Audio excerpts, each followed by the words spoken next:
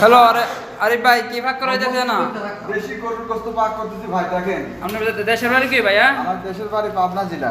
আমার ভাইয়ের দেশের বাড়ি হচ্ছে পাবনা জেলা। গরুর গোশত ভাগ করতেছে। আর এ ভাইয়ের জেলা হয়েছে। আপনার দেশের বাড়ি কি ভাইয়া? আমার দেশের বাড়ি টাঙ্গাইল। এ ভাইয়ের দেশের বাড়ি হচ্ছে টাঙ্গাইল ভাই। আপনারা কালারটা দেখেন, ওই দেখেন ভাইয়া গরুর গোশত ভাগ করতেছে অনেক সুন্দর করে গোশত কষাই নেবেন আগে।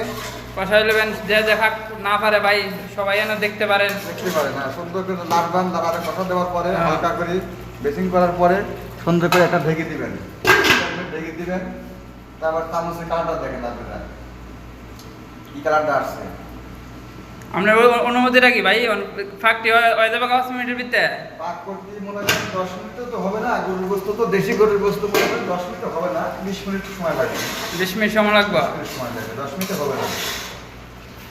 হ্যালো দর্শক, অতটুকু যদি ভিডিও দিলাম এই 10 মিনিটের ভিতরে 10 মিনিটের ভিতরে ভিডিও গরু গোশত হয়ে যাবে ভাইয়া।